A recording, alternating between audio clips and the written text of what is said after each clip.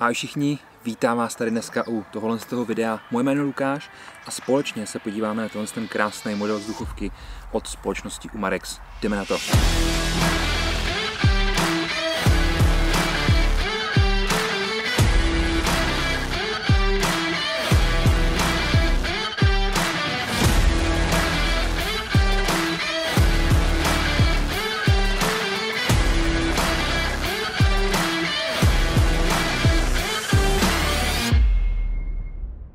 Konkrétně se jedná o model 850 M2 v modifikaci nebo v setu, který se jmenuje Target, to znamená jakoby cíl. Takže ta puška, ta vzduchovka by měla být uspůsobená pro střelbu na cíl. Víceméně Umarex tu vzduchovku prodává v několika modifikacích, prodávají v základním setu, kde vlastně nemáme optiku, nemáme ani tlumič, nemáme nic podobného, máme vlastně jenom tu vzduchovku. Potom máme set Target, který je ten, k tomu si za chvíličku něco povíme. No a potom je set XT. A XT je takový jakoby nejnabušenější, má ještě nožičky a podobné věci. Pokud už je hotový, bude nahoře fíčku, pokud ještě ne, musíte chvilku vydržet. Dneska tedy model Target nebo set Target. Co bychom si o něm mohli říct? Pojďme začít nějakýma základníma informacemi. Celková délka té vzduchovky je necelých 120 cm, když tam potom dáte ten tlumič, tak je to ještě asi o nějakých 10-12 cm víc.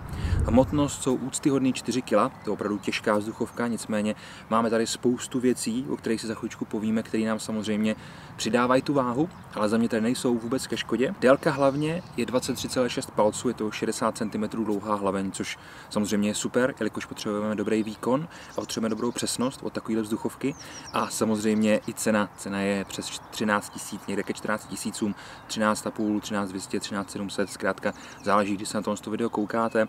A teď se možná ptáte, jestli stojí za to si koupit vzduchovku, která stojí stejně jako víceméně některé modely malorážek, především potom třeba od České zbrojovky nebo od Rugeru a podobných značek. Záleží potom na těch vašich preferencích. Můžeme si to někdy trošku víc rozebrat. Za mě, co já vidím lepšího ve vzduchovkách, můžete si s nima klidně střílet doma na zahradě. A s tou opravdu nízkou hlučností ani nebudete pobuřovat sousedy. Takže za mě to určitě má smysl.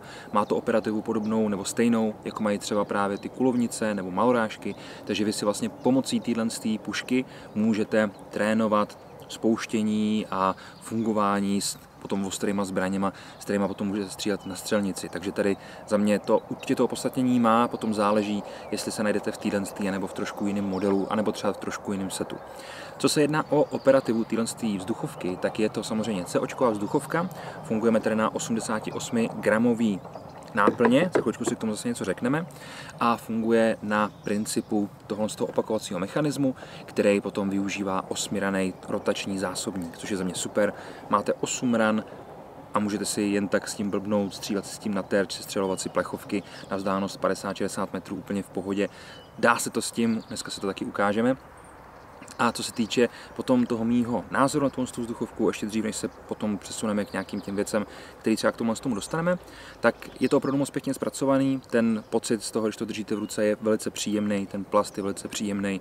A už z ní chvilku střílím, mám teda to XT, nemám ten model, mám jakoby ten, který je o něco vybavenější a opravdu jsem s tím velice spokojený. No, pojďme se podívat, co vlastně dostaneme v balení k téhle krásné vzduchovce. Dostaneme samozřejmě samotnou vzduchovku, dostaneme optiku, která je od společnosti Walter, je to 6x42, za chvíličku se na ní taky podíváme. Dostaneme tlumič, ten nám leží tady vepředu, možná se ptáte, proč tlumič, taky si řekneme. A potom k tomu dostaneme 500 diabolek a dostaneme k tomu terčíky, abychom si mohli to hnedka na začátku vystřílet. To je takový základ, který vlastně dostaneme i v tom XT setu, nicméně v tomhle tom, abyste nemuseli vždycky používat ty 88 gramový náplně, které jsou vlastně tady, to je vlastně ta veliká, která má za mě spoustu výhod, ale její hlavní nevýhoda je samozřejmě cena, tak dostanete i ten modul. Je to vlastně modul, který dokáže přijmout 2 12 gramový náplně, dáte je vlastně ústím sem, jakoby zadkama k sobě, pak jenom utáhnete, celý se vám to krásně tím naplní a dáte to dovnitř do té části, kam si za chvíličku ukážeme a vlastně můžete využívat, máte tam vlastně 24 gramů, ne 12 nebo 88 a 24, záleží potom na vás, jak moc chcete střílet. Pojďme si tedy projít část po části hezky, takhle od začátku. Vepředu najdeme kryt závitu, je to 1/2 palce UNF závit, takže takový ten standardizovaný. Tam si můžete samozřejmě buď to dát tlumič, který k tomu ve standardu už dostanete v tom balení, anebo si tam můžete dát nějaký jiný tlumič, třeba který vám vyhovuje víc, nebo který máte z jiný pušky, my si ho už můžeme rovnou našroubovat. Tak. Potom samozřejmě ten kryt hlavně nestraťte. Tak. Zatím hnedka máme mušku. Muška má světlovodný vlákno a je v takovém pěkném košíčku umístěná, aby když si s tím někde bouchnete, aby se si hnedka ten světlovod nezlomili, vám nevypadnul, což je za mě super a je stranově korigovatelná, takže má stranovou korekci, takže si můžete to potom hezky celý doladit. Pak tady máme takovou tu dlouhou hlaveň, jak jsem říkal, 60 cm a dojdeme až k téhle části. Tahle část je odklopitelná, k tomu se za chvíličku dostaneme, nicméně máme tady, se takhle vezmu do ruky, máme tady jednu rysku, druhou rysku, jsou to vlastně montáže a ve spodu máme třetí. Tyhle ty dvě na stranách můžete použít například pro nějaký laser, přísvit IR-kovej nebo samozřejmě svítilnu a spodní buď to zase pro něco takového, nebo tam můžete dát bipod dvojnožku, což je za mě super možnost. Vzhledem k tomu, že tady vlastně můžete mít spoustu hmotnosti, tak jsem očekával, že to bude moc pěkně zajištěný, aby se to zkrátka jen tak nehýbalo. A v tom případě je to přesně tak.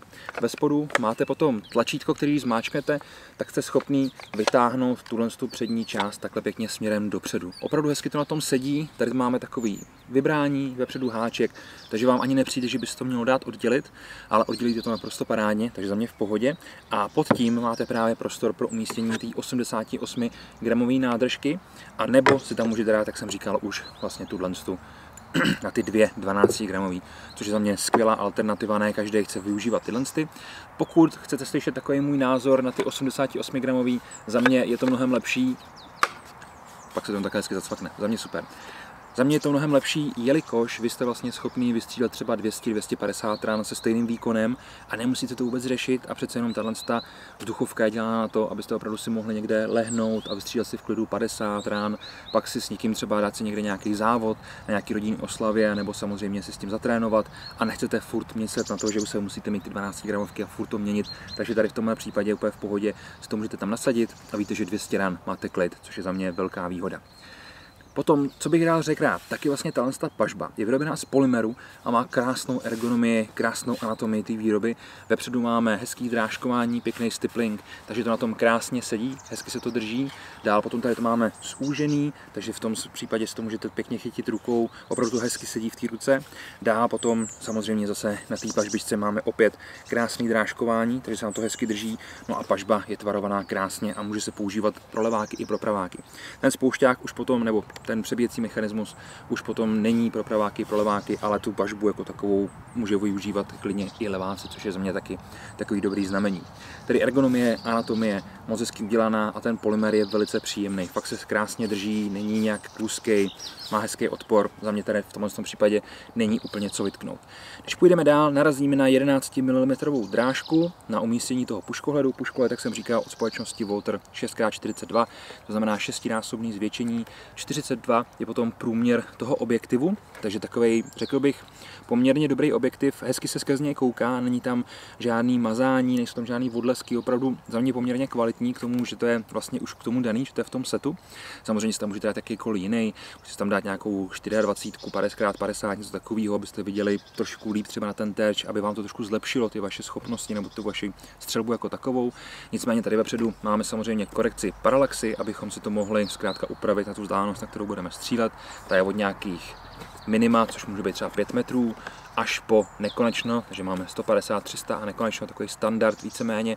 To ovládání je jednoduchý, druhou rukou si jenom upravujete vlastně ten klobouček u toho vstupu toho objektivu a samozřejmě výšková stranová korekce, která se musí upravovat pomocí šroubováku, nemáte tam žádný výstupek na ruční cvakání, ale musíte upravit pomocí šroubováku. Když půjdeme dál, najdeme tady ten přebíjecí spoušťový mechanismus, k tomu se za chvíličku dostaneme, vzadu potom pojistka, potom ta pažba, nebo respektive ta pažbička jako taková a vzadu pažba, která má pěknou gumovou podku, aby ten zpětný ráz, který tady mimochodem úplně minimální, tak aby se ještě víc omezil a aby to bylo velice příjemný v tom rameni.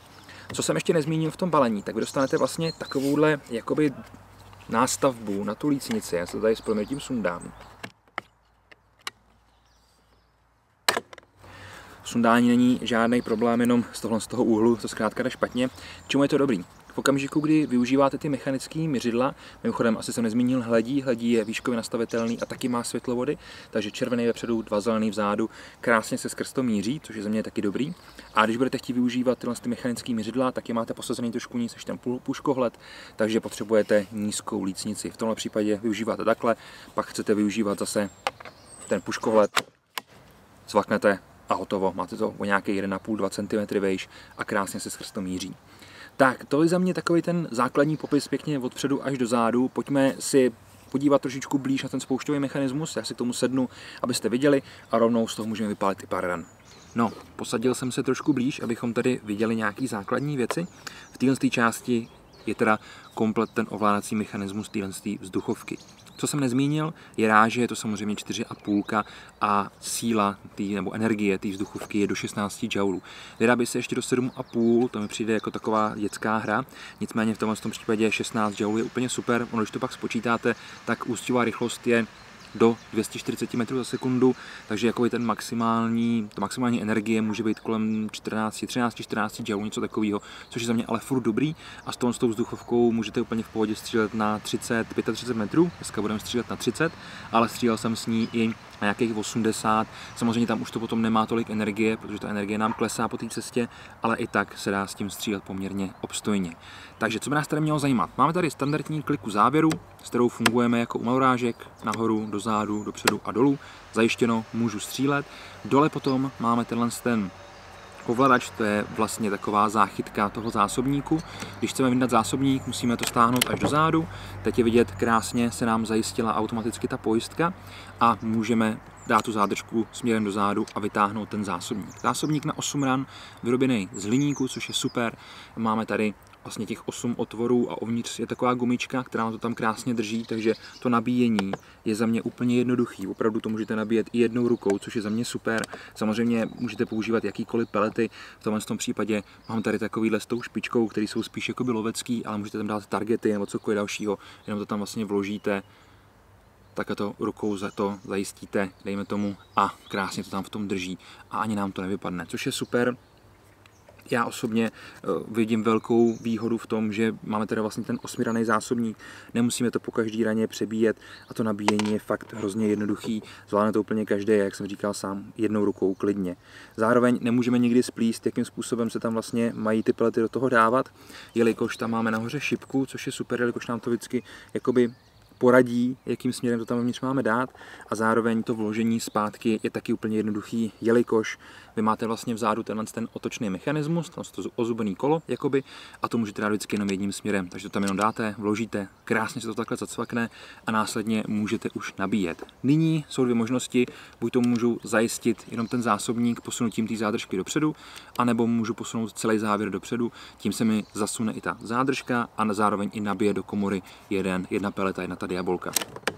V tomto případě mám nabito a jak je vidět, tak mi do zádu vyskočila ta pojistka. Ta pojistka je taková, jakoby, jak bych to řekl, dvouúrovňová. Máme tam takovou pojistku pojistky a následně potom vždycky zastrčíme tu pojistku samotnou. Pojistka se vám vysune, zajistí vždycky, když přebijete. Takže pokaždý, když to zatáhnete, vždycky se vám ta pojistka zajistí. Možná se to může zdát jako otravný, nicméně je to krásně na palci, takže vy to vlastně jenom vezmete, zacvaknete. Jo, úplně v pohodě, nemusíte nikde nic páčit nebo přepínat, takže jenom cvaknu. A když budu chtít, tak si ji zase můžu zajistit sám jenom tím, že ji vlastně vezmu a vytáhnu směrem ven, což je taky za mě super věc. No, pojďme si dát 5 ran do terče, abychom viděli, jak to vlastně zní. Co si můžeme udělat, tak je, že vám tady můžu ukázat, jakým způsobem to střílí bez toho tlumiče a jakým způsobem to střílí s tlumičem. Takže si dáme 3 bez tlumiče nebo 3 s tlumičem a 1 bez tlumiče. Ta spoušť jako taková je plastová, což za mě dobře, mohla by být možná ocelová nebo kovová, ale v tomhle případě to úplně nevadí. Máme tady ten trigger guard, který to tak nějak chrání a ta spoušť má krásný 2 stupně. Ten první stupeň je opravdu jenom takový prázdný pole, následně narazíte na hráz, na takový odpor a už víte, že to vlastně tam bude střílet. Takže to střílení i na tu delší vzdálenost je tady úplně v pohodě. Zároveň ten chod toho prvního stupně si můžete trošku regulovat, což je super. A při střelbě na těch 30-50 metrů je opravdu potřeba mít jemnou spoušť, jelikož bude tuhá, to vždycky někam strhnete a i když to budete mít za takovýhle podložce, stejně to někam strhnete. Takže tady v tomhle případě jsem moc rád, že tady se Umarex vydal vlastně tímhle s tím směrem. No tak fajn, nebudeme se ničím zdržovat, pojďme si to trošku srovnat a pojďme si z toho vypálit pár ran. Jak jsem říkal, ten náš cíl je zhruba 30 metrů daleko, včera jsem to krokoval, je to 27, 30 metrů, něco takového, takže pojďme si tam trošku vystřelit.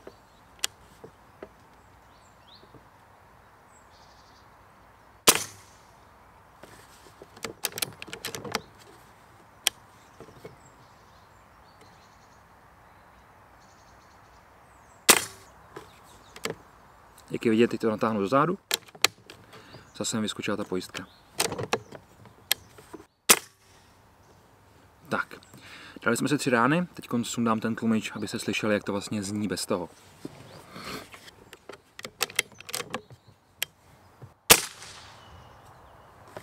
Jak je slyšet, ten rozdíl je za mě opravdu markantní.